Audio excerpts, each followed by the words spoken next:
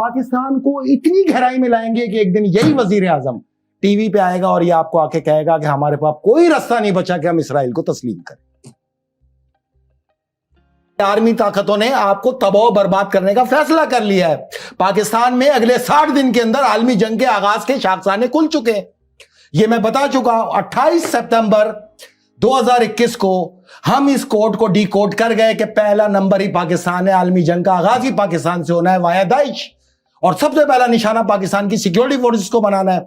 दूसरा निशाना दरूद और सलाम पढ़ने वालों को बनाना है। तीसरा निशाना हर उस आदमी को बनाना है जिसके पास पैसा है। तो आप जंग की तरफ तेजी से जा रहे हैं, अनारकी फैलाना आलमी ताकतों। आलम यह है कि वजीर आजम फरमाते हैं कि मेरी कारकर्दगी 5 साल बाद पूछिएगा। अवाम को उन्होंने मशवरा दिया है 5 साल बाद देखेंगे। अभी तो चीखो चिल्लाओ जो कुछ कर रहा हूं अभी तो वो भुगतो। 5 साल बाद देखेंगे। हुजूर आप तो 5 साल बाद देखेंगे, लेकिन 5 साल बाद हम कहां मिलेंगे? हम सब तो वहां होंगे जहां आप हमें भेजना चाहते हैं। कि जो 10 नवंबर को जो है अफगानिस्तान के ऊपर जो कॉन्फ्रेंस हो रही है उसमें इंडिया भी है, सब है, और इन्होंने जाने से मना कर दिया पाकिस्तान से। ही कहते हैं नहीं जी सारे स्पॉइलर उसके अंदर है। तो अगर स्पॉइलर उसके अंदर है तो चाइना क्यों जा रहा है सर, और वहां पे अफगानिस्तान क्यों जा रहा है?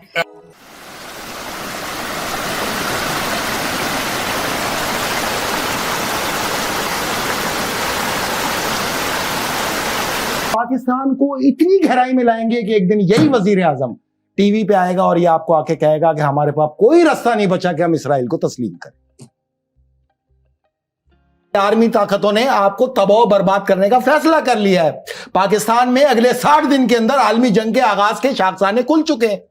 ये मैं बता चुका हूं। 28 सितंबर 2021 को हम इस कोड को डिकोड कर गए कि पहला नंबर ही पाकिस्तान है। आलमी जंग का आगाज ही पाकिस्तान से होना है वाया दाइश। और सबसे पहला निशाना पाकिस्तान की सिक्योरिटी फोर्सेस को बनाना है। दूसरा निशाना दरूद और सलाम पढ़ने वालों को बनाना है। तीसरा निशाना हर उस आदमी को बनाना है जिसके पास पैसा है। तो आप जंग की तरफ तेजी से जा रहे हैं, अनारकी फैलाना आलमी ताकतों का मकसद है। पाकिस्तान में कोई आपको हेल्प आउट नहीं करेगा। दुनिया में जो भी कुछ होना है वो 2 महीनों में होना है। देखें मेरी बात गौर से सुने। 2 महीनों में होना है? होना है। क्या होना है? जंग होनी है। 2 महीनों में आलमी जंग का आगाज होना है। भाई कहां बैठे हैं आप लोग? कौन से आप कैसी बात कर रहे हैं आप? ये बहुत खतरनाक बात कर रहे हैं। आलम यह है कि वजीर आजम फरमाते हैं कि मेरी कारकर्दगी 5 साल बाद पूछिएगा। अवाम को उन्होंने मशवरा दिया है 5 साल बाद देखेंगे। अभी तो चीखो चिल्लाओ जो कुछ कर रहा हूं अभी तो वो भुगतो। 5 साल बाद देखेंगे। हुजूर आप तो 5 साल बाद देखेंगे, लेकिन 5 साल बाद हम कहां मिलेंगे? हम सब तो वहां होंगे जहां आप हमें भेजना चाहते हैं, जिसके बारे में आपने हमें बताया था कि जो 10 नवंबर को जो है अफगानिस्तान के ऊपर जो कॉन्फ्रेंस हो रही है उसमें इंडिया भी है, सब है, और इन्होंने जाने से मना कर दिया पाकिस्तान से। ही कहते हैं नहीं जी सारे स्पॉइलर उसके अंदर है। तो अगर स्पॉइलर उसके अंदर है तो चाइना क्यों जा रहा है सर, और वहां पे अफगानिस्तान क्यों जा रहा है? वॉशिंगटन डीसी में कि यहाँ पे Indian diaspora is very active. एक तो वो हमसे इंडियन काफी, एक तो पॉपुलेशन में ज्यादा है, दूसरी हमारी फाइनेंस इकोनॉमिक बेस्ड माइग्रेशन हुई, उनकी education related education based migration हुई। Sir Pakistan is an ideological state और टेरिटोरियल स्टेट, जरा ये कंफ्यूजन है, जरा इस पे थोड़ा सा कमेंट। और हम जी बात करते हैं अपने प्राइम मिनिस्टर इमरान खान साहब की, और ये देखिए जी अरब न्यूज ने ये पिक्चर जो है इमरान खान साहब की जो है इनको ऐसे भीख लेते हुए दिखाया है। और मेरा ख्याल है कि बहुत गलत बात है कि किसी के प्राइम मिनिस्टर देखें उन्होंने जो है वो ये अरब न्यूज की है, और आप देख सकते हैं उस न्यूज़पेपर को जाकर इंटरनेट के ऊपर भी उन्होंने कार्टून बनाया है और बहुत गलत किया है। और मेरा ख्याल है कि हमें इस पे प्रोटेस्ट करना चाहिए। और अरब न्यूज ने क्योंकि ऐसा किया है तो हमें जितने भी अरब कंट्रीज हमारे यहाँ पाकिस्तान में है उन सबके एम्बेसडर को जो है ना उनकी तशरीफ पे एक ना, समझ रहे ना, एक लात मार के ना उनको कहना चाहिए कि जाओ जाओ अपनी कंट्री में जाओ। मतलब हमारी कंट्री में रहोगे, अपने एम्बेसडर भी रखोगे और या हबीबी इस तरह के कार्टून बनाओगे, वल्लाह तौबा तौबा इस्तगफार। तो ये चीजें जो है ना ये मुझे बिल्कुल पसंद नहीं है अरब कंट्रीज की। मतलब कुछ भी बना देते हैं, असल में पढ़े लिखे नहीं ना, आपको पता है कि वहां पे अरब कंट्रीज में इतना पढ़ने का रिवाज नहीं है। पता नहीं क्या सोच के उन्होंने जो है वो खान साहब का इस तरह का कार्टून बना दिया, और यहाँ से किसी को, मुझे लगता है खान साहब को पता नहीं चला, ना ही उनके किसी दरबारी को पता चला है, और ना ही उनके किसी और जैसे कहते हैं ना जब मिनिस्टर इधर उधर आगे पीछे ऊपर नीचे बैठे होते, ना ही उनमें से, देखिए मैं कितना अच्छा डांस कर रही हूँ। अच्छा, तो मैं ये बता रही थी कि ना ही किसी और को पता चला है। इस वजह से मुझे ऐसा लगता है कि वरना अभी तक तो हमने 3-4 अरब कंट्रीज के एम्बेसडर निकाल दिए होते, एम्बेसीज भी बंद कर दी होती, जैसे हम फ्रेंच एम्बेसी को कह रहे हैं।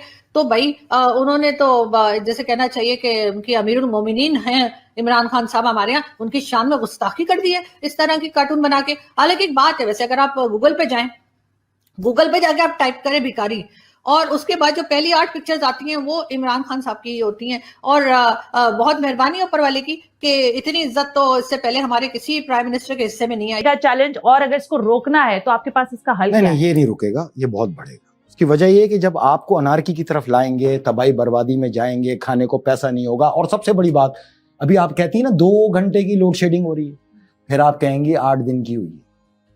पाकिस्तान में असल बुहरान तो बिजली का आएगा जो कि लबनान में आया, सेम लबनान कॉपी होगा पाकिस्तान के अंदर, ये याद रखिएगा। इसी से मुंसलिक है ना। अच्छा, उसका भी हमारे पास हल है, लेकिन उसमें 2 साल लगेंगे। आज से काम शुरू करें तो 2 साल लगेंगे। ये कोई अलादीन का चिराग नहीं है, निमटा ये कर दिया। लेकिन अभी आप फौरी तौर पे देखें, दुनिया में तेल की सबसे कम कीमत इस वक्त ईरान की है, 1 रुपए 80 पैसे लीटर उनकी प्रोडक्शन कॉस्ट है। ठीक है, पाकिस्तानी 1 रुपए 80 पैसे। सही है। दूसरे नंबर पे जो सबसे बड़ी कॉस्ट आती है वो सऊदी अरामको की आती है, 4 रुपए और 11 पैसे पर लीटर।